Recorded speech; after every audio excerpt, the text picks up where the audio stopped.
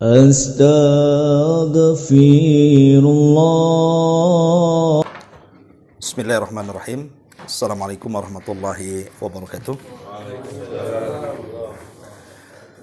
Bihamdillahi wassalatu wassalamu ala rasulillah wa ala alihi wa sahbihi wa mawalah wa la hawla wa la quwata illa billahi wa ba'du.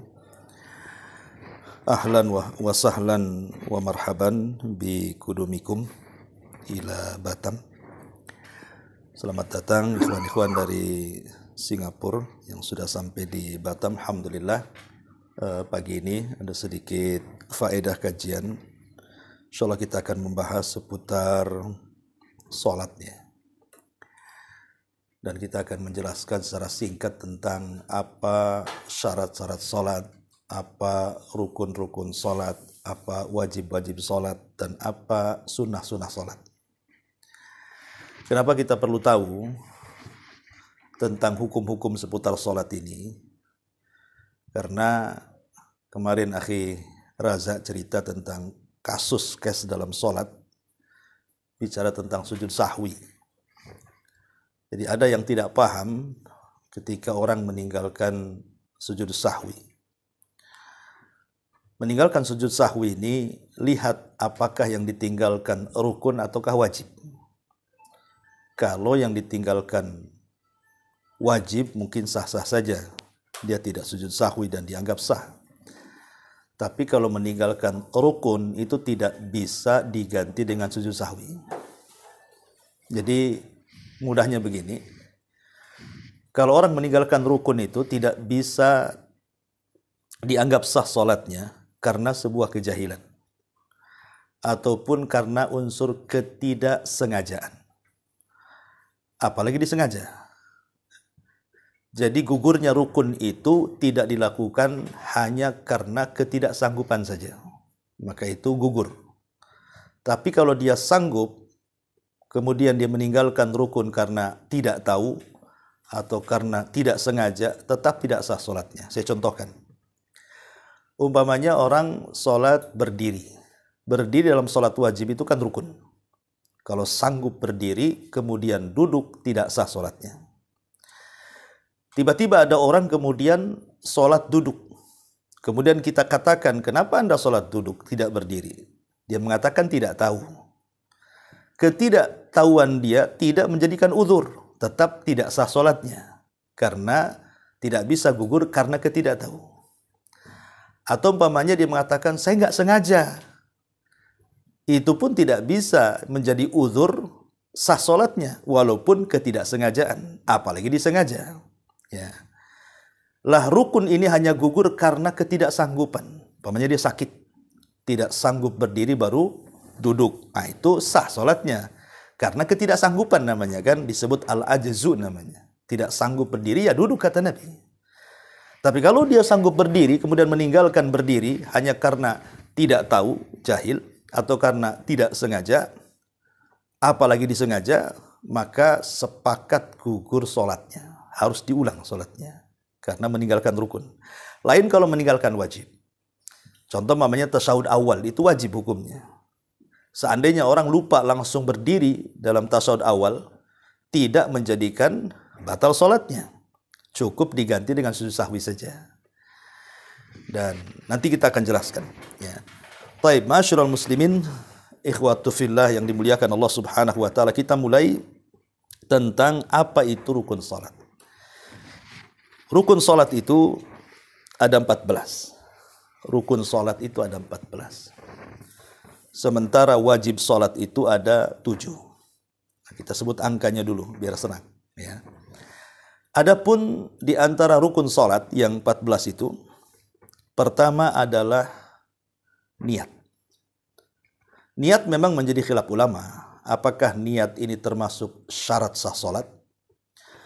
Ataukah dia termasuk rukun solat? Ada yang memasukkan dia syarat, ada yang memasukkan dia rukun. Apa bedanya rukun dengan syarat?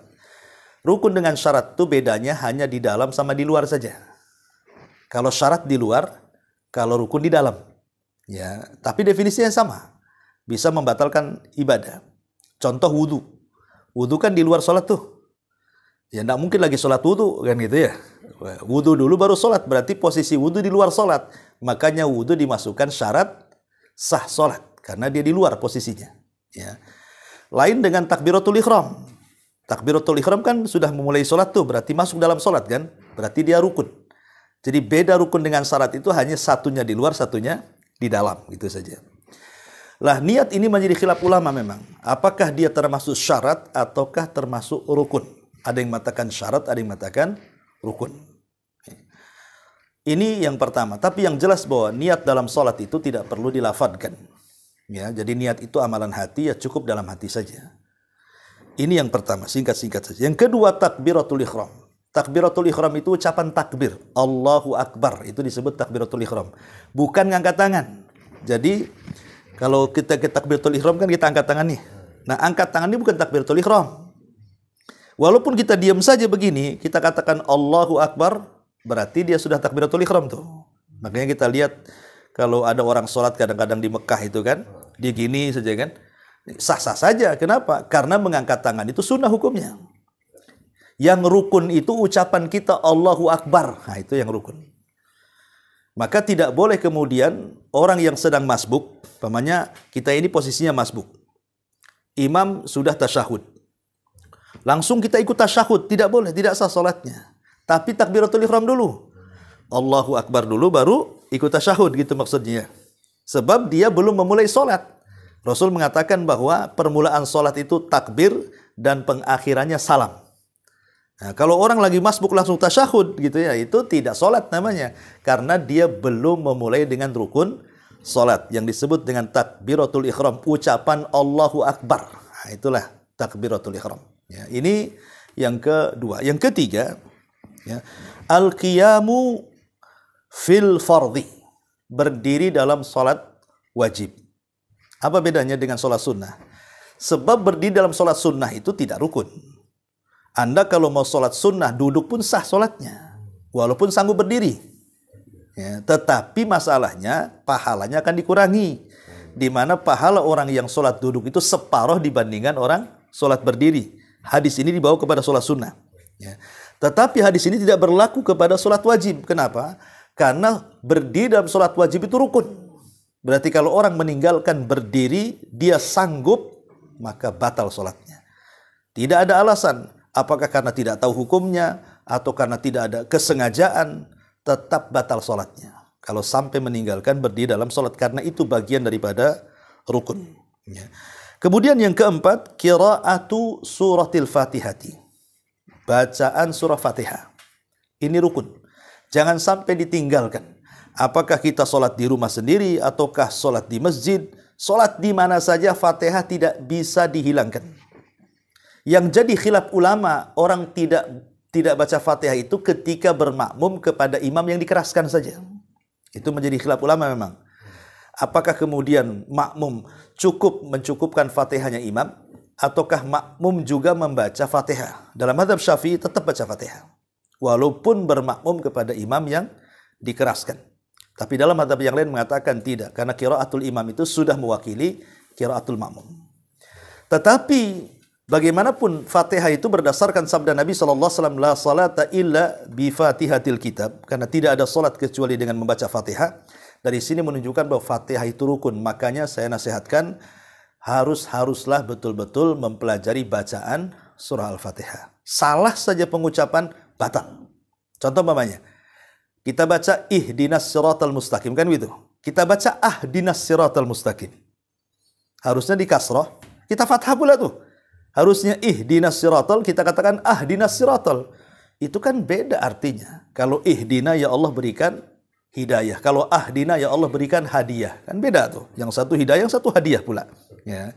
Jadi kalau bacaan Fatihahnya sampai salah, batal sholatnya. Karena kita bicara rukun. Lain kalau kita baca surat, salah. Nggak batal sholatnya. Karena surat itu dibaca sunnah saja hukumnya. Nggak dibaca pun seandainya sholat itu Fatihah semua. Rakaat pertama Fatihah, nggak baca surat. Rakaat kedua Fatihah, nggak baca surat. Rakaat ketiga Fatihah, nggak baca surat. Sah sholatnya. Kenapa?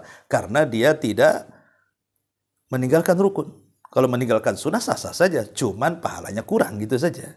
Ya, ini juga yang harus dipahami yang nomor 4. Yang nomor 5 rukun. Ya. Ruku ini juga bagian daripada rukun. Dan ingat, ada dua tempat yang harus diperhatikan dalam sholat itu. Dari semua gerakan ya. Pertama ruku, yang kedua sujud. Ya, dua gerakan ini tolong perhatikan, ruku dan sujud.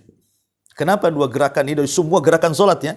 Yang betul-betul harus diperhatikan itu dua tempat, ruku dan sujud. Karena ada hadis Nabi SAW yang dihasankan oleh Syekh Nasiruddin Albani rahimahullah. Karena posisi ketika kita sedang ruku, Allah itu letakkan dosa kita di pundak. Ya. Dan ketika kita posisi sujud, Allah letakkan dosa kita di kepala. Jadi ketika kita posisi ruku, disitulah berguguran dosa kita saat sholat. Dan ketika kita sujud juga berguguran dosa kita. Karena inti sholat itu apa? Menggugurkan dosa. Kata Nabi SAW, bagaimana pendapat kalian kalau kalian punya sungai, kemudian mandi 5 kali di situ? Kira-kira bersih nggak? Ya bersih lah Rasul kan gitu. Begitulah sholat 5 waktu. Kalau kita lakukan maka bersih dosa kalian. Kapan bersihnya dosa ketika sholat itu? Ketika posisi ruku dan ketika posisi sujud. Disitulah dosa kita ini rontok bahasanya, berjatuhan dari badan kita. Makanya kenapa Nabi SAW itu memperpanjang ruku dan sujudnya. Bahkan kalau dalam sholat tarawih itu dijelaskan oleh Aisyah radhiyallahu anha, rukunya panjangnya sama dengan berdirinya dan sujudnya panjangnya sama dengan rukunya. Karena memang posisi disitulah dosa-dosa kita diampuni itu. Maka kenapa Nabi SAW sampai mengatakan ada orang yang sholat 60 tahun tapi tidak pernah diangkat ke langit kan? Kemudian ditanya, kok bisa orang sholat 60 tahun tapi tidak pernah diangkat-angkat ke langit? Kemudian Rasul mengatakan karena dia menyempurnakan ruku tapi tidak menyempurnakan sujud, atau dia menyempurnakan sujud tapi tidak menyempurnakan ruku. Artinya dua-duanya harus sempurna. Jadi ketika ruku terus betul-betul lurus. Yang kalau kita taruh wadah sesuatu di sini itu, dia tidak akan jatuh saking lurusnya. Begitu juga dalam posisi sujud. Maka lamakanlah dalam dua posisi ini.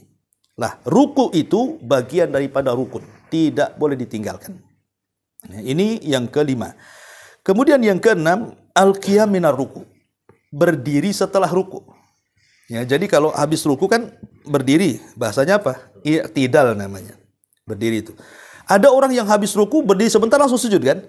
Ini tidak bisa. Ya, dia harus lurus betul-betul. Kalau dia masih membungkuk, tiba-tiba langsung sujud, tidak sah salatnya. Kenapa? Dia meninggalkan rukun. Apa itu berdiri setelah ruku? Jadi habis ruku berdiri dia harus. Tegak lurus dulu, kasih waktu, nafas kan itu ya. Kasih jeda dulu, baru kemudian sujud. Karena itu bagian daripada rukun. Ya, ini yang ke-6. Yang ke-7 sujud.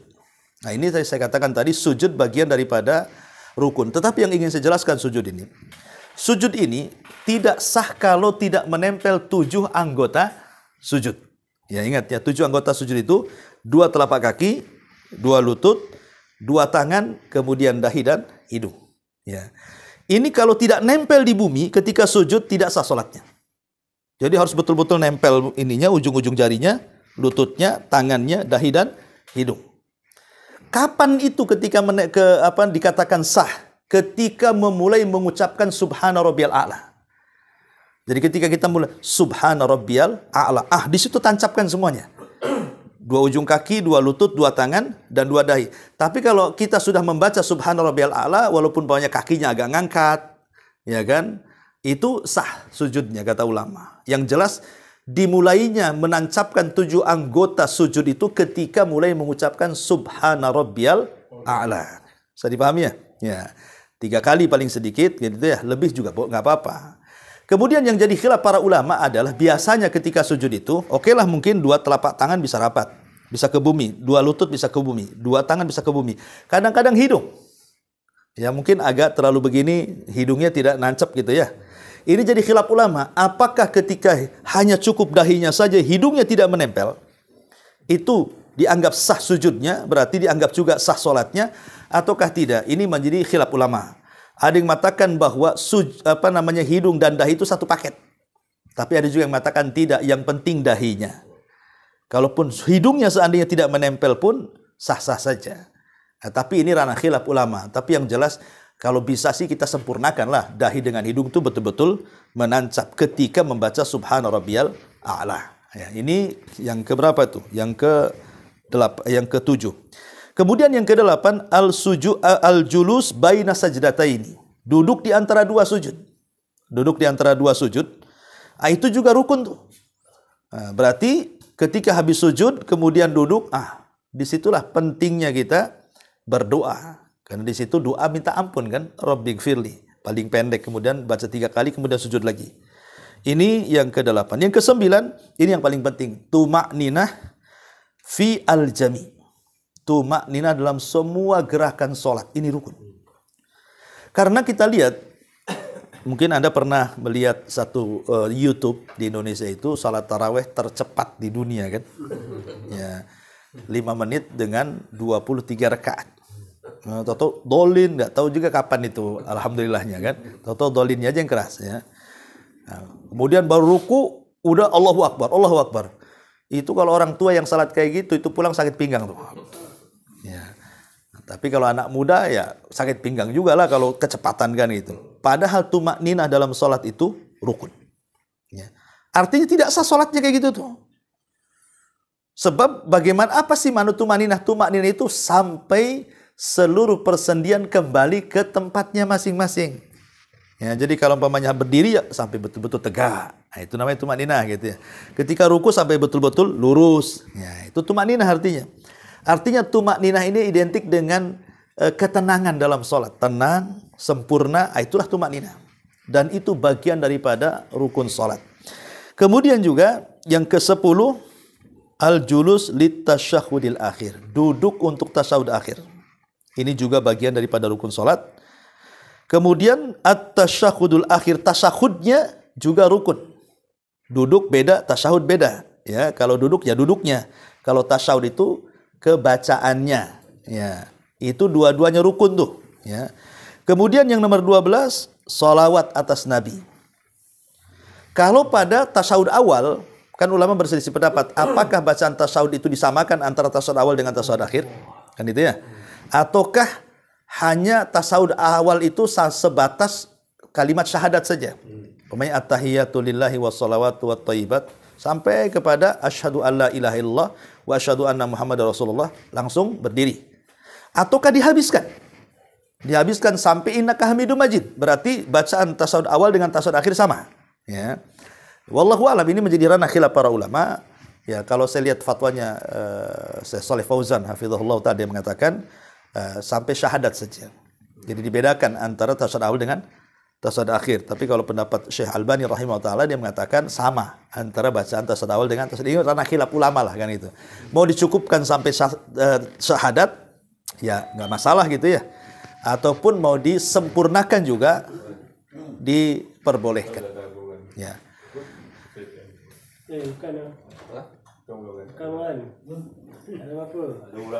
Oh, oke. Lanjut. Iya. Taib. Jadi kembali bahwa sholawat pada tasawuf awal itu tidak rukun. Yang rukun itu sholawat pada tasawuf akhir. Jadi tasawuf akhir ini bacaannya harus lengkap tuh. Baca tahiyat, baca syahadat, baca sholawat. Kan? At-tahiyatulillah, kemudian asyhadu alla ilaha, kemudian Allahumma sholli ala Muhammad, dan seterusnya. Itu 3 poin ini nggak boleh tidak dibaca. Tahiyat, syahadat, sholawat. Adapun meminta perlindungan dari 4 perkara ini sunnah hukumnya, nanti kita jelaskan. Ya, itu yang paling rukun dalam bacaan tasahud akhir. Ini yang ke-12. Yang ke-13 at-taslim, salam. Salam itu artinya dengan mengucapkan assalamualaikum warahmatullahi. Ya, ini ucapan assalamualaikum warahmatullahi itu namanya salam. Adapun tengok-tengok ini hukumnya sunnah. Jadi walaupun tidak tengok-tengok tidak masalah. Ya, tapi kan sayang nggak diamalkan kan. Ya, jadi tetap kalimat assalamualaikum warahmatullahnya itu yang penting. Ya, adapun tengok ke kiri ke kanan itu lain lagi hukumnya. Itu jangan ditinggalkan. Ya. Kemudian yang terakhir tartib. Ya, tartib itu ya harus sesuai dengan sholatnya Nabi. Jangan sholat dimulai dari ruku dulu, atau dimulai dari duduk dulu, dimulai dari sujud, tidak boleh. Ya sudah ada tertibnya. Dari takbiratul ihram, iftitah, fatihah, surat, ruku, itu namanya tartib itu namanya. Ini 14 perkara ini ulama mengatakan rukun. Saya ulang, rukun ini penting. tidak bisa digugurkan karena lupa. Satu. Kenapa tak berdiri? Lupa saya, batal sholatnya. Ya. Dua, tidak bisa digugurkan karena jahil. Kenapa tadi tidak berdiri? Oh, saya tidak tahu hukumnya, batal sholatnya. Ya. Tiga, apalagi ditinggalkan secara sengaja, makin lagi batal sholatnya. Jadi gugurnya rukun hanya satu, ketika tidak mampu. Ya, ketika tidak mampu sakit, tidak mampu berdiri, ya sudah. Duduk, nggak mampu duduk, berbaring. Nggak mampu berbaring, kuburkan saja dan mati dia. Ya. Ini yang pertama. Yang kedua, ini bicara rukun sholat. Kita masuk pada wajib sholat. Ya. Wajib ini, dia tidak membatalkan sholat kalau ditinggalkan. Tetapi membatalkan sholat kalau ditinggalkan dengan sengaja. Ingat ya. Jadi wajib ini baru dikatakan batal kalau ditinggalkan karena sengaja. Tapi kalau ditinggalkan karena unsur ketidaksengajaan, entah lupa, ya, maka ini tidak membatalkan sholat. Tetapi dia boleh ditutup atau disempurnakan dengan sujud sahwi. Ingat ya, yang menyempurnakan sholat itu 3. Yang menyempurnakan sholat. Setiap sholat kita ini pasti ada kekurangan. Tidak ada satupun manusia yang sempurna sholatnya 100%. Pasti ada kekurangan. Entah melamun, entah kurang tumak nina, entah banyak pikiran gitu kan. Mestilah dalam sholat itu, entah gerakan, entah bacaan. Tidak ada orang sholat sempurna. Pasti ada kekurangan. Tetapi kekurangan ini bisa kita sempurnakan dengan 3 perkara. 1, dengan sholat sunnah, rawatib. Disebut dengan qobliyah dan ba'diyah. Ya. 2, dengan istighfar setelah sholat. Ada wirid istighfar setelah sholat. Pokoknya kalau udah assalamualaikum warahmatullah, assalamualaikum, langsung astagfirullah, astagfirullah, astagfirullah. Lah istighfar 3 kali setelah sholat atau masuk dalam wirid sholat, itulah penyempurna sholat. Kenapa setelah sholat langsung istighfar coba? Kenapa nggak zikir yang lainnya? Kok disuruh istighfar? Karena sholat kita ini pasti ada kekurangan. Maka karena ada kekurangan kita istighfar kepada Allah. Jangan minimalnya kalaupun kita sedang tergesa-gesa, jangan tinggalkan istighfar setelah sholat. Karena itu yang menyempurnakan sholat. Kemudian yang ketiga sujud sahwi. Inilah sujud sahwi, inilah yang menyempurnakan sholat. Ketika kita menambah, ketika kita mengurangi, ketika kita ragu-ragu, inilah sujud sahwi yang menyempurnakannya. Lah, sujud sahwi ini berlaku pada 2 tempat. Pertama meninggalkan rukun, yang kedua meninggalkan wajib. Tapi bedanya, kalau meninggalkan rukun, dia harus mendatangkan rukun yang ditinggalkannya, baru kemudian sujud sahwi. Kalau wajib, tidak perlu mendatangkan kewajiban yang ditinggalkannya, cukup sujud sahwi. Yang mana itu? Yang rukun. Rukun dengan wajib. Masalah sujud sahwi. Bukan baru. Sujud sahwi. Iya. Jadi sujud sahwi di antara rukun dan wajib ini, kalau wajib ditinggalkan, tidak perlu mendatangkan yang ditinggalkannya. Cukup sujud sahwi. Tapi kalau rukun, wajib mendatangkan yang ditinggalkannya, kemudian sujud sahwi. Saya contohkan biar mudah. Ya. Orang meninggalkan tasawuf awal. Kan sering tuh. Lupa kita kan tasawuf awal ditinggalkan itu. Tahu-tahu langsung berdiri. Berarti yang ditinggalkan apa? Wajib. Tasawuf awal itu wajib. Tasawuf akhir rukun. Itulah bedanya. Tasawuf awal wajib. Kalau orang meninggalkan tasawuf awal, tidak perlu didatangkan lagi. Cukup nanti di akhir sebelum salam langsung sujud sahwi. Itu sudah menggantikan tasawuf awal yang ditinggalkan. Paham ya? Tapi kalau dia meninggalkan rukun, contoh sujud. Sujud cuma 1 kali, padahal 2 kali sujud itu kan? Berarti kan dia meninggalkan rukun kan? Kan tadi saya katakan di antara rukun, sujud, ruku kan itu. Sujud pun 2 kali gitu. Dia cuma 1 kali. Langsung berdiri. Padahal belum duduk di antara 2 sujud. Belum sujud. Berarti kan meninggalkan 2 rukun tuh. Maka harus didatangkan dengan 1 rakaat sempurna. Tambah 1 rakaat. Kalau ingat dalam sholat, kalau dah habis sholat, ya diulang. Diulang sholat semua sekali. Apanya? Kalau ingat dalam sholat, tidak, diulang yang ditinggalkan itu saja. Pamannya habis salam nih. Assalamualaikum. Tadi kurang 1 kan? Tambah 1 rakaat. Jadi meninggalkan 1 rukun itu gantinya 1 rakaat. kemudian setelah salam, kemudian dia sebelum salam sujud sahwi baru salam. Paham ya? Jadi kalau meninggalkan rukun dia harus mengganti. Setelah diganti baru sujud sahwi. Tapi kalau meninggalkan wajib tidak perlu diganti. Langsung sujud sahwi saja. Oke, sampai di sini? Siap. Nah, Kalau meninggalkan wajib tak boleh sujud sahwi pun boleh juga. kalau meninggalkan wajib, satu, kalau unsurnya sengaja, batal sholatnya. Sengaja ditinggalkan, batal sholatnya. Kalau tidak sengaja karena lupa atau karena ketidaktahuan, ya, maka dia sujud sahwi. Tapi ulama mengatakan seandainya dia tidak mendatangkan sujud sahwi, sah nggak ibadahnya? Sah kata ulama, tapi berdosa. Karena meninggalkan wajib, hukumnya dosa meninggalkan wajib. Ya, dan mengurangi pahala kan itu ya. Makanya sujud sahwi dalam wajib itu penting, jangan ditinggalkan. Memang sah ibadahnya tidak ada masalah. Tapi Anda meninggalkan wajib. Apa hukum meninggalkan wajib? Berdosa. Lain meninggalkan sunnah tidak ada masalah. Ini yang ditinggalkan wajib. Sesuatu yang ditekankan oleh Allah tinggalkan. Berdosa dia. Walaupun ibadahnya sah. Oke? Lanjut. Sekarang apa wajib sholat itu? Ya, pertama, takbiratul intiqal. Takbir, ucapan Allahu Akbar pada setiap gerakan. Kan kalau kita ruku, Allahu Akbar. Sami Allahu liman hamidah. Ketika sujud, Allahu Akbar. Ucapan Allahu Akbarnya itu loh. Ya, kan ucapan Allahu Akbar kan cuma dua. Pertama, ketika takbiratul ihram, itu rukun.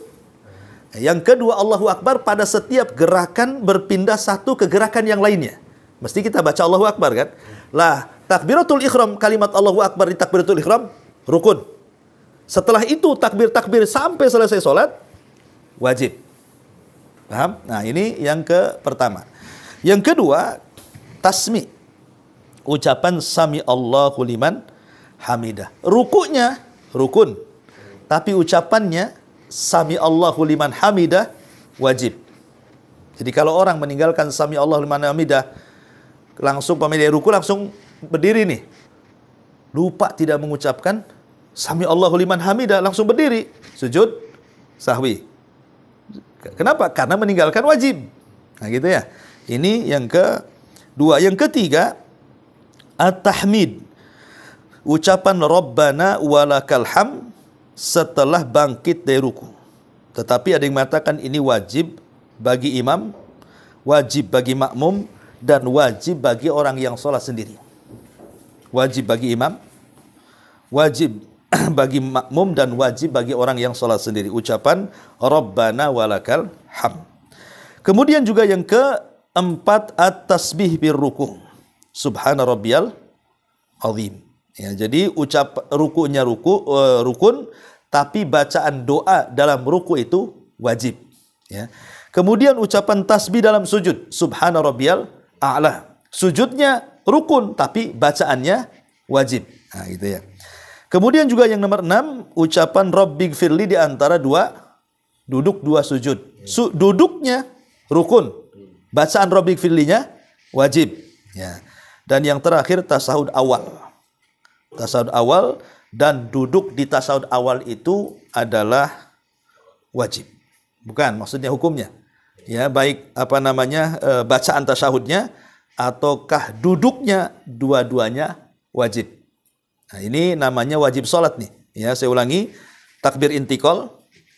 Yang kedua, ucapan sami Allahu liman hamidah. Kemudian yang ketiga, ucapan Rabbana walakal ham. Kemudian yang keempat, ucapan subhana rabbiyal azim. Kemudian yang kelima, ucapan subhana rabbiyal a'la. Dan yang terakhir, yang nomor 6, ucapan Rabbighfirli. Dan yang terakhir nomor 7, doa tasyahud dan juga sujud duduk di tasyahud awal. Nah, ini namanya kewajiban sholat. 7 perkara ini termasuk wajib sholat. Ya, kalau ditinggalkan secara sengaja, batal sholatnya. Kalau ditinggalkan tidak sengaja, lakukan sujud sahwi. Gitu saja. Ya, kalau bicara tentang wajib sholat. Adapun sunnah-sunnah sholat terbagi 2. Ada sunnah ucapan, ada sunnah perbuatan dalam sholat itu. Ya. Adapun sunnah ucapan, baca iftitah. Baca iftitah ketika habis takbiratul ihram kan ada iftitah tuh. Ya, Macam-macam lah itu doa, bentuk-bentuknya yang diajarkan Nabi. Ada Allahumma ba'id baini, ya kan? Ada subhanakallahumma, macam-macam. Nah, itu kalaupun tidak dibaca tidak ada masalah. Pamannya langsung baca Fatihah pamannya kan? Sah salatnya. Kenapa? Karena iftitah sunnah. Ya, ini yang pertama. Yang kedua, ta'awud dan basmalah. Ucapan a'udzubillahi minasyaitonirrajim, bismillahirrahmanirrahim, kemudian membaca bacaan. Nah, ini ucapan a'udzubillahi minasyaitonirrajim di permulaan salat, kemudian basmalah, itu sunnah. Walaupun tidak dibaca tidak ada masalah. Ya, tetapi sebaiknya jangan ditinggalkan walaupun sunnah. Ini yang kedua. Yang ketiga, ucapan amin. Imam mengatakan ghairil maghdubi alaihim waladhdallin. Kita diam saja. Sah salatnya. Cuman rugi kan? Karena amin itulah kalimat yang membuat orang Yahudi sakit hati. Dan kalimat amin ini kalau bertepatan dengan aminnya malaikat, dosa-dosa kita diampuni. Kan gitu ya. Nah, ucapan amin termasuk sunnah. Kemudian yang keempat, baca surat setelah Fatihah. Kalaupun tidak baca surat tidak ada masalah. Yang penting Fatihahnya jangan ditinggalkan. Ya, umpamanya saya nggak hafal satu surat pun nggak ada hukumnya, itu sunnah saja. Kalaupun ditinggalkan tetap sah salatnya, tapi sebaiknya dibaca. Kemudian juga yang nomor 5, al-jahru bil qira'ah fi subhi wal awwalina minal maghribi wal isya wal jum'ati wal idaini wal istisqa wal kusyuf wal ikhfati fi ghairiha. Mengeraskan suara itu sunnah saja. Mengeraskan suara, umpamanya kita sholat maghrib, ya kita baca aja. Bismillahirrahmanirrahim. Sah sholatnya, nggak masalah. Kalau mau dikeraskan pun ada masalah. Pada sholat-sholat yang dikeraskan, maksudnya seperti maghrib, isya, subuh kan dikeraskan. Tapi kalau kita tidak mau dikeraskan sholat sendirian, was-was gitu aja dengar sendiri kan, sah sholatnya. Kenapa? Karena mengeraskan hukumnya sunnah. Nah, gitu. Kemudian juga yang nomor 6, ucapan Rabbana walakal hamdan katsiran thayyiban mubarakan fi. Itu tambahan. Karena ada umpamanya habis ruku kan, sami Allahu liman hamidah. Rabbana walakal ini wajib. Tapi tambahannya hamdan katsiran thayyiban mubarakan fi mil as-samawati wa mil al-ar wa mil ma syi'ta min syai'in ba'd. Ini semua tambahan-tambahan ini sunnah hukumnya. Ya, tapi dibaca dapat pahala. Kemudian melebihkan zikir dalam ruku, dalam sujud. Kan minimal 3. Ya, minimalkan 3 subhan rabbiyal azim, subhan rabbiyal a'la. Itu minimal 3. Kalau kita mau nambah 10 kali, tidak ada masalah. Itu sunnah saja. Pemanya kan imamnya rukunya panjang. Sayang kita diam aja melamun nanti. Udah baca 3 kali masih lama juga imam. Tambah lagi. Imam sujudnya lama, kita udah selesai 3 kali baca. Tambah lagi. Itu menambah bacaan zikir itu di dalam ruku dan sujud termasuk sunnah. Ya. Kemudian yang nomor 8, doa di tasyahud akhir setelah membaca sholawat. Di situ ada 2 doa. Pertama, doa meminta perlindungan dari 4 perkara. Ya, Allahumma inni a'udzubika min adzabi jahannam wa min adzabil qabri wa min fitnatil mahya wal mamat wa min syarri fitnatil masihi dajjal. Ini sunnah. Kemudian setelah itu kita bisa berdoa dengan apapun yang kita mau. Kita bisa berdoa dengan Rabbana atina fid dunya hasanah wa fil akhirati hasanah wa qina adzabannar. Atau Rasulullah SAW biasanya berdoa sebelum salam, Allahumma inni a'udzubika minal ma'tham wal maghrab. Itu yang biasa yang dibaca Rasul. Ya Allah, saya meminta perlindungan dari kamu dari perbuatan dosa dan hutang. Ya. Kemudian salah satu istri Rasul bertanya, Rasul, apakah kau punya hutang? Katanya kan. Kenapa asih itu aja yang dibacakan gitu? Kata Rasul, tidak. Karena biasanya kata Rasul, kalau orang sudah berhutang, pasti dia dusta. Kalau sudah berdusta, pasti dia khianat. Kata Rasul gitu kan. Karena orang berhutang kan suka begitu. Ditagih nanti berdusta dia. Habis berdusta khianat, kapan besok? Besok tak ada orangnya. Itu khianat janji namanya. Itu yang ditakutkan Rasul, karena kata Rasul, apabila orang sudah berhutang pasti kadzab, pasti dia berdusta. Kalau sudah berdusta pasti akhlak, pasti dia akan mengingkari janji. Makanya Rasul berlindung dari hutang itu setiap sholatnya itu. Allahumma inni a'udzubika minal ma'tham wal maghrab. Itu yang biasa dibaca Nabi sebelum salatnya. Ini bicara tentang sunnah-sunnah ucapan. Di sana ada sunnah-sunnah perbuatan. Di antaranya mengangkat tangan. Kan kita sering mengatakan kan, baik ketika takbiratul ihram, nah itu ngangkat tangan kan, entah sejajar dengan kuping, entah sejajar dengan bahu, ya. Ini sunnah saja. Seandainya pun kita diam saja, Allahu Akbar, sah salatnya. Karena mengangkat tangan itu hukumnya sunnah. Makanya mengangkat tangan itu boleh. Angkat dulu baru takbir. Allahu Akbar. Atau takbir dulu baru angkat tangan. Allahu Akbar. Atau berbarengan dengan takbir. Allahu Akbar. Tiga-tiganya boleh. Karena ini sunnah saja. Ya, nggak ada masalah. Ini namanya sunnah perbuatan. Kemudian yang kedua, meletakkan tangan kanan di atas tangan kiri di atas dada sini. Jadi ketika habis mengangkat tangan kan ketika berdiri Allahu Akbar. Kadang-kadang kita letakkan kan. Seandainya pun tidak diletakkan Allahu Akbar, nggak ada masalah, sah sholatnya. Karena meletakkan di sini sunnah. Ya, walaupun kita begini sah sholatnya. Tapi kalau kita mau letakkan begini dapat pahala karena mengerjakan sunnah. Ya, ini yang kedua. Yang ketiga, melihat ke tempat sujud. Jadi ketika kita berdiri, posisi berdiri, Allahu Akbar. Melihat ke tempat sujud ini sunnah hukumnya. Ya, bahkan dalam mazhab Abu Hanifah justru melihat bukan ke tempat sujud tapi ke depan. Gini. Kenapa? Karena mengambil dalil dari firman Allah surah Al-Baqarah itu, fa aynama tuwallu fa thamma wajhullah. Kemanapun wajahmu dipalingkan, disitulah ada wajah Allah. Jadi tidak mesti ke tempat sujud, ya kan? Tetapi bagaimanapun menatap ke tempat sujud itu lebih khusyuk karena ada dulu para sahabat di awal-awal sholat mereka kan biasa ngomong ketika sholat. Allahu Akbar, piye kabare? Nah, gitu. Boleh. Dulu awal-awal disyariatkan sholat bisa ngobrol. Nah, tapi kemudian turun ayat tentang larangan, ya, tentang larangan bahwa orang sholat itu harus khusyuk. Alladzina fi sholatihim humul khasyi'un. Orang yang dalam sholatnya mereka khusyuk. Setelah turun ayat tentang diwajibkannya khusyuk, maka dilarang sholat, dilarang tengok-tengok, kemudian diarahkan ke tempat sujud. Begitu. Nah, gitu ya. Merem boleh, Merem? Tak boleh lah merem. Sakit kepala ya. Cakap yang terang. Mata tutup. Makruh. Ya, sebenarnya mengatakan makruh, makruh. Karena Rasul tidak pernah sholat merem. Nanti ada ular tak tahu. Ada kalajengking tak tahu nanti. Kadang-kadang kita tutup tak. Mantuk itu antum itu, bukan ini. Ketiduran. Diri mau tidur. Habis makan durian, ya kan, subuhnya tadi. Nah, jadi merem itu hukumnya makruh wallahu a'lam. Taib, kemudian yang keempat, italatu raqatil ula wa taqsiru tsaniyah. Memanjangkan rakaat pertama dan memendekkan rakaat kedua. Umpamanya kalau ketika rakaat pertama kita baca surat agak panjang. Watin, umpamanya watini wa zaitun. Rakaat yang keduanya kulhu. Nah, kan lebih pendek lagi. Jangan yang pertama pendek, yang kedua pula panjang. Itu menyelisih sunnah namanya. Ya, jadi dengan memanjangkan rakaat yang pertama lam yakunil kita baca. Rakaat kedua inna a'taina. Nah, gitu maksudnya. Ya, jadi memanjangkan rakaat pertama dan memendekkan rakaat yang kedua itu sunnah. Ya.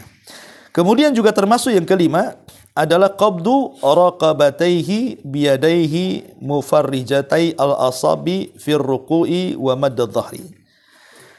Memegang merenggangkan jari jemari dan memegang lutut begini ketika ruku.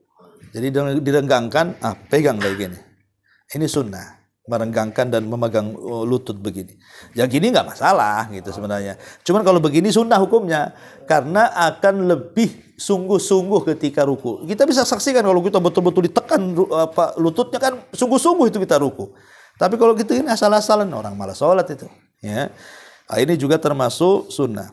Atau iftiras pada tasawuf awal dan tawaruk pada tasahud akhir. Maksudnya iftiras pada tasawuf awal itu meletakkan di atas tumit pantatnya itu. Ya, pantat kita diletakkan di tumit, itu namanya iftiras. Tapi kalau melabuhkan pantat di lantai itu namanya tawaruk. Lah iftiras dengan di tasawuf awal, tawaruk di tasawuf akhir itu hukumnya sunnah. Andai pun tasawuf awal dengan tasawuf akhir tawaruk, atau andai pun tasawuf awal dengan akhir itu iftiras, ya sah sholatnya, nggak apa-apa gitu ya. Tapi kalau kita mau menggunakan dua cara dalam sholat yang dua tasyahud, kan ada sholat yang satu tasyahud saja. Ya, kita kan berbicara sholat yang memiliki dua tasyahud maksudnya. Maka iftiras di tasyahud awal, tawaruk di tasyahud sani yang kedua. Nah, gitu. Tapi kalau yang punya tasyahud awal, nah ini khilaf ulama. Mazhab Ahmad dan Syafi'i kalau tidak salah, maka cukup iftiras saja. Tapi mazhab Syafi'i tawaruk sama dengan tasyahud akhir. Ini itu masalah khilaf lah. Kemudian juga yang yang ke-7, wad'ul yadaini ala fakhidaini fit tasyahud. Meletakkan dua tangan di paha begini ketika tasyahud, ini sunnah saja hukumnya. Ya, seandainya pun nggak begini, ya nggak masalah kan itu. Seandainya atau begini ya nggak apa-apa. Tapi kalau kita taruh di sini, sunnah hukumnya, gitu ya. Dan yang terakhir di sini disebutkan mujafatu dhira'aihi an jambaihi wa batnihi an fakhidaihi fi sujud. Merenggangkan sikut ketika sujud. Gitu maksudnya. Ini direnggangkan, dijauhkan dari lambung. Nah, sampai-sampai disebutkan anak kambing bisa masuk ke sini. Nah, itu sunnah hukumnya. Sunnah saja, itu sunnah perbuatan. Andai kata pun begini karena sholatnya rapat gitu. Kan susah kita kalau sholat jamaah rapat begini ya habislah kepala orang kan gitu.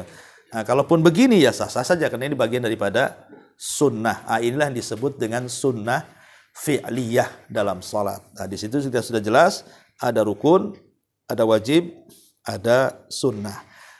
Kalau kita mengerjakan 3 perkara ini, atau yang keempat syaratnya, syarat-syarat syarat sholat belum ya. Nah, syarat sholat itu ada 8. Pertama harus Islam. Orang kafir nggak boleh sholat. Walaupun terkhitab sholat, nggak sah sholatnya karena dia kafir. Ya. Yang kedua bulug, baligh. Berarti kalau belum baligh, ya nggak sholat pun ada masalah. Ya. Kemudian yang ketiga akal, artinya orang gila. Gak apa-apa. Jadi kalau ingin meninggalkan sholat, jadi orang gila. Kemudian yang keempat, dia tidak ada yang mencegah untuk sholat seperti haid, nifas, atau junub. Ya, nah itu. Kemudian yang kelima, masuk waktu. Itu syarat namanya. Gak boleh duhur sebelum waktunya sholat, ya tidak sah lah sholatnya. Kemudian yang nomor 6, suci dari 2 hadas. Hadas besar, hadas kecil. Hadas besar dengan junub, hadas kecil dengan wudu. Kemudian yang nomor 7, menutup aurat. Kalau tersingkap auratnya tidak sah salatnya. Kemudian yang terakhir itu namanya mengarah ke kiblat. Nah, itu namanya syarat salat. Lah ulama, kata Syekh Shalih Fauzan, kalau antum ketika salat mendatangkan 4 perkara ini, syaratnya dipenuhi, rukunnya dipenuhi, wajibnya dipenuhi, sunnahnya dipenuhi, maka kita telah menegakkan sholat. Bahasa Quran kan, aqimus sholah, tegakkan sholat. Kenapa harus dikatakan tegakkan sholat? Karena banyak orang yang sholat tapi tidak menegakkannya. Orang sholat ramai, tapi yang menegakkan sholat itu sedikit, kata beliau. Ya, mungkin orang Islam itu rata-rata sholat. Iya, ramai orang sholat itu, tapi yang menegakkan sholat itu sedikit sekali, katanya. Kemudian dijelaskan, kenapa sedikit? Karena orang yang menegakkan sholat itu harus mendatangkan 4 perkara tadi. Syaratnya, rukunnya, wajibnya, sunnahnya. Kalau kita mendatangkan 4 perkara berarti telah menegakkan sholat. Wallahu a'lam. Baik, silakan. Sunnah. Sunnah saja menggerakkan jari. Karena ini masalah khilaf menggerakkan jari itu. Itu kan hadis Wa'il bin Hujr, ya. Ada yang mengatakan maksudnya yushiru, mengisyaratkan itu tidak menggerak-gerakkan. Tapi ada yang mengatakan menggerak-gerakkan. Ya, yang menggerak-gerakkan silahkan, yang tidak juga nggak apa-apa kan itu. Itulah masalah fikih kan masalah luas masalahnya. Itu berbicara soal masalah hadis, apakah sahih ataukah tidak. Dan juga pemahaman mengisyaratkan di situ apa yang dimaksud itu. Yuharrik, menggerakkan itu maksudnya menggoyang-goyang, ataukah menggerakkan itu maksudnya cukup begini saja. Nah, itu kan ulama panjang lebar lah masalah itu, masalah fikih ya. Wallahu a'lam. Kalau sujud, tangan tak boleh sejajar dengan siku ya. Harus anjing. Iya. Itu dilarang, ada larangan tidak boleh duduk seperti seekor anjing. Ya, makanya anjing duduk itu kan sejajar kan, berarti harus diangkat sikut. Tapi seandainya begitu sholatnya sah nggak? Seandainya loh, kira-kira sah nggak? Saya tanya, karena udah jelaskan tadi ruku, sujud kan, sah nggak tuh tadi? Kalau seandainya umpamanya betul-betul ini ke tembok, sah saja karena menjauh ini dari lambung sunnah. Tapi kalau udah rapat-rapat gimana? Ya makanya itu kan sunnah saja. Setiap rukun ditinggalkan harus tambah 1 rakaat. Iya. Wajib tambah 1 rakaat. Wajib tambah 1 rakaat. Apapun Datangkan, ya apapun rukunnya. Habis itu lakukan sujud sahwi. sawi. Ya, Salam. Ya. langsung salam. Itu poinnya di situ. Harus datangkan. Kalau jemaah, kalau imam degil juga macam mana? Besok ganti ya. Kita mufarakah atau kita naik 1 rakaat? Ya kita mufarakah, senap 1 rakaat kalau kita tahu. Dan imamnya degil. Jangan ikut degilnya imam lah kalau meninggalkan rukun. Saya tahu imam dia. Ulama tak mau juga, ulama Saya ada 2 soalan. Oke. Tentang meninggalkan wajib. Misalnya tahiyat awal ya. Tasyahud awal ya. Bagi salat yang 4 rakaat, katakan seorang tu lupa ya. Tapi dia buat tasyahud awalnya di rakaat ketiga, boleh tak? Kerana saya ingat tadi yang ketiga dia buat. Jadi tetap 2 tasyahud lah, tapi 3 dan 4, rakaat 3 dan 4. Oke. Boleh ya? Tidak bisa karena tidak ada kewajiban mendatangkan. Oh. Kalau meninggalkan wajib ya. Kalau meninggalkan rukun yang ada kewajiban mendatangkan. Ya, karena kalau seandainya mendatangkan berarti menambah. Bagaimana cara mendatangkannya sulit. Nah, kalau mamanya mendatangkannya dengan mulai berdiri berarti nambah berdirinya nanti. Akan banyak gerakan-gerakan tambahan. Sementara menambah dalam sholat tuh kalau dengan unsur kesengajaan tidak sah. Kalau tidak ada unsur kesengajaan baru kemudian sujud sahwi setelah salam. Kalau mengurang sebelum salam. Kalau menambah sujud sahwinya setelah salam. Nah, itu yang harus dipahami. Wallah. Ya. Saya pernah lihat bagi salat fardu ada orang yang dia upaya berdiri. Oke. Dia berdiri sebentar saja. Waktu dia berdiri kemudian dia duduk terus saja sampai ke salam. Saya pernah nampak orang buat itu di masjid. Saya kira dia boleh terus berdiri juga, tapi yang mungkin dia ada masalah. Jadi setakat dia boleh berdiri untuk takbiratul ihram, lepas tu dia duduk terus. Iya. Yang wajib. Itu dia yang tahu lah. Enggak, itu dia kan maksudnya kan ngambil rukun berdirinya kan. Habis itu karena ketidaksanggupan duduk. Kan kita berusaha berdiri dulu. Enggak boleh kita ini sholat langsung duduk kalau kita bisa berdiri. Kalau sholat wajib ya maksudnya. Umpamanya saya punya asam urat nih, punya gout nih. Kalau kita sanggup berdiri. Kan itu rukun. Walaupun sebentar. Ya, walaupun sebentar kalau sanggup. Ya. Pokoknya harus didatangkan dulu rukun itu caranya. Kecuali sama sekali nggak sanggup. Nah, baru gugur. Itu maksudnya. Mungkin ya. Wallahu a'lam. Iya. Tapi kalau sholat sunnah tak payah langsung duduk aja nggak apa-apa. Kalau sholat sunnah taraweh punya asam urat, nah, ambillah ini kursi. Langsung sah-sah saja walaupun bisa berdiri ya. Cuman pahalanya dikurangi gitu saja. Itu. Oke. Ini nanti belum. Tadi Fatihah tadi. Oke. Wajib. Baca Fatihah rukun. Rukun. Oke. Tadi salah barisnya. Kan? Gimana? Salah barisnya. Ya, patran. Yang bawah dibaca atas tu. Kan? Oh, ihdina sama ahdina tadi. Oke. Kemudian kalau salah panjang pendeknya? Ya sama. Kalau salah panjang pendeknya itu kalau dia merubah makna, ya bisa tidak sah sholatnya kalau sampai merubah makna ya.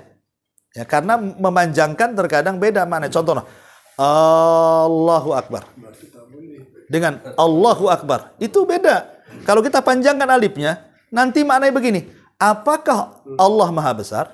Masa jadi pertanyaan jadinya. Ya, kalau seandainya alifnya dipanjangkan, Allahu Akbar, itu artinya alif itu jadi istifham. Tapi kalau Allahu Akbar, Allah Maha Besar. Kalau Allahu Akbar, apakah Allah Maha Besar? Jadi beda kan? Nah, itu makanya pentingnya minimal kalau ingin belajar tajwid, tahsin apa itu, perbaiki di Fatihah itu. Kalau dalam baca surat namanya salah bacaannya atau panjangnya atau pendeknya keliru, sah-sah saja kan, itu hukumnya sunnah ya. Tapi kalau di Fatihah saya sarankan belajarlah bacaan Fatihah yang benar, itu aja. Oke. Siap. Ini satu Ustaz. Iya. Surah apa perlu berurutan, yang awal di awal, yang kemudian di kemudian. Enggak harus. Yang jelas jangan sampai memutus di makna yang belum sempurna. Contoh, fawailul lil musallin, Allahu akbar. Tak boleh. Nanti yang tak salah senang tuh. Celaka bagi orang yang sholat, Allahu akbar. Kata orang yang tak sholat, alhamdulillah. Tak boleh itu. Jangan sampai memutus yang maknanya tidak sempurna. Jadi sempurnakan. Fawailul lil musallin alladzina hum an salatihim sahun alladzina hum yuraun. Boleh baru ruku. Kan sempurna jadi kan maknanya. Ini kalau nggak sempurna maknanya langsung ruku. Nah, ini nggak boleh. Harus disempurnakan maknanya. Itulah pentingnya belajar Quran juga kan. Satu lagi. Oke. Lanjut cakap pasal Al-Fatihah ni ya. Jadi bagi mazhab Syafi'i kan baik solat jahar ya. Jadi wajib ya. Rukun. Rukun ya. Jadi bagi sebagai makmum kan, sedang imam baca, dia terpaksa diam dulu kan. Kemudian dia baru baca. Tapi Ustaz sebut tadi kalau baca Al-Fatihah sebaiknya bacanya sempurna kan. Jadi bacaan sempurna, masa yang diberi itu mungkin pertama pendek. Lepas tu imamnya sudah membaca surah. Pertama, jadi tak sempat orang baca sempurna. Nombor satu. Yang kedua, sedang kita baca, imam pun baca surah. Kan bacaan tangan gitu. Jadi dua perkara ni. Enggak, kalau dalam mazhab Syafi'i, kalau mazhab yang lain, kalau imam dijaharkan sih kita diam saja. Tapi dalam mazhab Syafi'i yang Anda baca itu, bacaan Fatihahnya setelah bacaan Fatihah imam. Di situ ada saktah namanya. Diam sesaat sebelum membaca surat. Dalam mazhab Syafi'i itu ada saktah. Pemanya imam membaca ghairil maghdubi alaihim waladhdallin. Imam berhenti dulu sebentar biasanya, enggak langsung ke surat. Itulah mazhab Syafi'i. Lah, kenapa memberikan kesempatan makmum baca Fatihah? Ataupun kalau tidak ada saktah, maka makmum baca Fatihah ketika imam baca surat, karena dia sedang membaca yang sunnah. Kita yang rukun gantian. Setelah itu kita mendengarkan. Ya. Ada yang mengatakan dalam mazhab Syafi'i itu yang penting dia sudah memberikan hak Fatihahnya kepada Allah, karena Fatihah itu terbagi dua. Sebagiannya untuk hambanya, sebagian untuk Allah. Ya, dan disebutkan dalam hadis itu idza qala abdu alhamdulillah, apabila hambaku mengatakan alhamdulillah, maka Allah akan mengatakan hamidani abdi, hambaku sedang memujiku. Apabila hambaku mengucapkan ar-Rahman ar-Rahim, maka Allah akan mengatakan asna alayya abdi, hambaku sedang mengagungkan aku. Kalau hambaku mengatakan maliki yaumiddin, maka Allah mengatakan majjadani abdi, hambaku sedang membesar-besarkan diriku. Lah, inilah 3 ayat pertama, ini hak Allah. Ya. Jadi alhamdulillahirabbil alamin ar-Rahmanir Rahim maliki yaumiddin, ini hak Allah. Baru setelahnya itu hak kita. Jadi kalau kita umpamanya dalam mazhab Syafi'i ya, kalau sudah mendapatkan 3 poin ini, tiba-tiba imam ruku, ya sah salatnya. Tidak perlu mengurangi rakaatnya. Berarti dia sudah dapat Fatihah.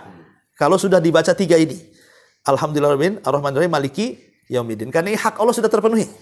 Karena yang lebih itu hak kita. Ya, ihdinas siratal mustaqim siratal ladzina, itu kan hak kita semuanya itu. Balik ke kita semuanya. Tapi kalau yang pertama, kedua, ketiga, dan alhamdulillah sampai maliki yaumiddin itu hak Allah semuanya. Jadi kalau dalam mazhab yang merukunkan Fatihah pada setiap rakaat, baik sholat sendiri ataupun berjamaah, baik yang dikeraskan atau tidak, mereka mengatakan kalau dia mendapatkan 3 ayat ini, maka dianggap dapat 1 rakaat. Ya, wallahu a'lam. Tapi tidak ada pencanggahan Ustaz.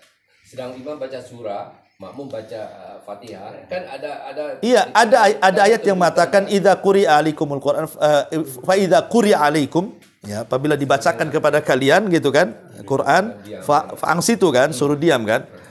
Kalimat diam dalam ayat itu maksudnya diam ketika kita mendengar imam membaca rukun sholat. Ya. Dalam mazhab Syafi'i begitu, ya. Maksud suruh diam itu kan imam sedang membaca rukun. Gantian. Kalau dia sudah selesai baru kita gitu maksudnya. Kenapa? Karena imam itu kan diikuti dia dulu baru kita gitu. Tapi kalau imam membaca surat itu kan baca surat yang sunnah. Maka dia pun tidak masalah. Kata mazhab Syafi'i. Kalau di luar salat, kalian membaca Quran, saya harus diam atau sama-sama baca? Apanya? Di luar sholat ya? Di luar sholat. Ah, itu suka-suka lah di luar sholat. Boleh ke tak boleh Ustaz? Tidak, mendengarkan Quran itu sunnah. Bukan kalaupun ada orang ngaji di samping kita nggak dengar pun nggak ada masalah. Apa masalahnya? Nah, tapi kalau mendengarkan ya kalau kita ada niat ingin mendengarkan dapat pahala. Tapi kalau tidak ada niat mendengarkan walaupun mendengar ya nggak dapat apa-apa. Kan harus ada niat. Jadi yang terbaik dalam solat tu harus baca Fatihah ataupun yang terbaik. Ya itu kembali yang terbaik yang ikut dalil ya. Solat bersama imam. Ya, maksudnya begini, itu kembali kepada keyakinan kita. Saya lebih cenderung kepada pendapat ini karena kuat dalilnya, umpamanya kan. Saya cenderung kepada pendapat yang lain karena kuat dalilnya. Harus begitu dalam ibadah itu. Karena Rob yang kita sembah itu adalah Rob yang yakin dan sembahlah dengan keyakinan juga. Dan yakin akan muncul dengan ilmu. Ya belajarlah. Kalau nggak belajar bingung nanti. Ya, wallahu a'lam. Ya, Pak Sukiman, oke? Oke, sarapan. Subhanallah bihamdika, asyhadu an la ilaha illa anta astaghfiruka wa atubu ilaik. Allahu ta'ala alam. Assalamualaikum warahmatullahi wabarakatuh.